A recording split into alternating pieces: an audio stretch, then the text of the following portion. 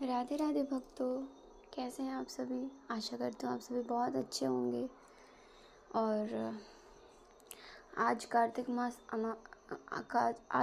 मास का 10वें अध्याय की कथा हम श्रवण करेंगे। तो शुरू करते हैं, आप सभी प्रेम पूर्वक सुनिए। मायापति नारायण के चरण में शीश नवाए, 10वां अध्याय कार्तिक लिखूं नारायण राय। सियावर रामचंद्र जी की जय, बोलिए तुलसा महारानी जी की जय, लक्ष्मी नारायण भगवान की जय। राजा पृथु बोले, हे ऋषि श्रेष्ठ नारद जी, आपको प्रणाम है। कृपया आप यह बताने की कृपा कीजिए कि जब भगवान शंकर ने अपने मस्तक के तेज को क्षीर सागर में डाला तो उस समय क्या हुआ। नारद जी बोले, हे राजन, जब भगवान शंकर ने अपना वह तेज क्षीर सागर में डाल दिया तो उस समय वह शीघ्र ही बालक होकर सागर के संगम पर बैठकर संसार को भय देने वाला रुदन करने लगा। उसके रुदन से संपूर्ण जगत व्याकुल हो उठा, लोकपाल भी व्याकुल हो गए, चराचर चलायमान हो गया। शंकर सुवन के रुदन से संपूर्ण ब्रह्मांड व्याकुल हो गया। यह देख सभी देवता और ऋषि मुनि व्याकुल होकर ब्रह्मा जी की शरण में गए और उन्हें प्रणाम कर उनकी स्तुति करने लगे। उन सभी ने ब्रह्मा जी से कहा, हे पितामह, यह 3 बहुत ही विकट परिस्थितियां उत्पन्न हो गई हैं। हे महायोगिन, इसको नष्ट कीजिए। देवताओं के मुख से इस प्रकार सुनकर ब्रह्मा जी सत्यलोक से उतरकर उस बालक को देखने के लिए सागर तट पर आए। सागर ने ब्रह्मा जी को आता देखकर उन्हें प्रणाम किया और बालक को उठाकर उनकी गोद में दे दिया।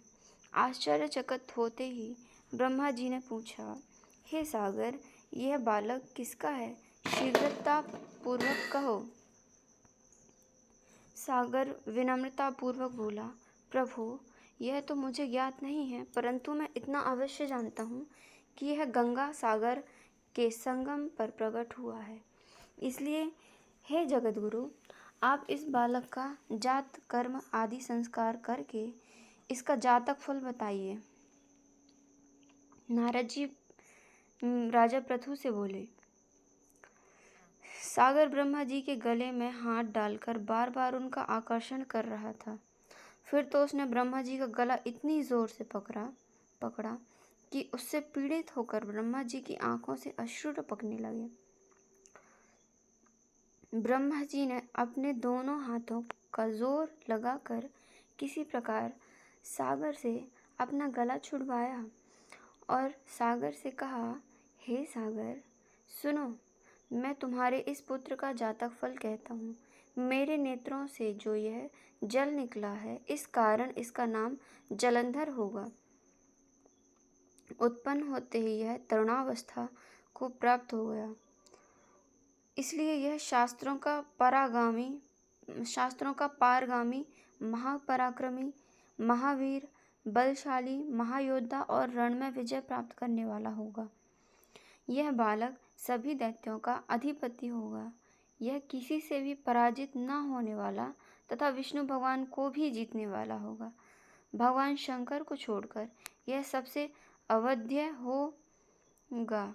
जहाँ से इसकी उत्पत्ति हुई है, यह वहीं जाएगा। इसकी पत्नी बड़ी पतिव्रता, सौभाग्यशालिनी, सर्वांग सुंदरी, परम मनोहर, मधुर वाणी बोलने वाली तथा शीलवान होगी।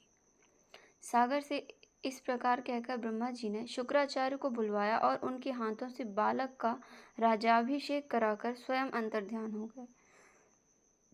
बालक को देखकर सागर की प्रसन्नता की सीमा न रही। वह हर्षित मन से घर आ गया। फिर सागर में उस बालक का लालन पालन कर पुष्ट किया। फिर कालनेमी नामक असुर को बुलाकर वृंदा नामक कन्या से विधि पूर्वक उसका विवाह करा दिया। उस विवाह में बहुत बड़ा उत्सव हुआ श्री शुक्राचार्य के प्रभाव से पत्नी सहित जालंधर दैत्यों का राजा हो गया। आज की 10वें अध्याय की कथा यहाँ संपूर्ण हुई और कल हम सुनेंगे 11वें अध्याय की कथा। तो सभी से राधे राधे।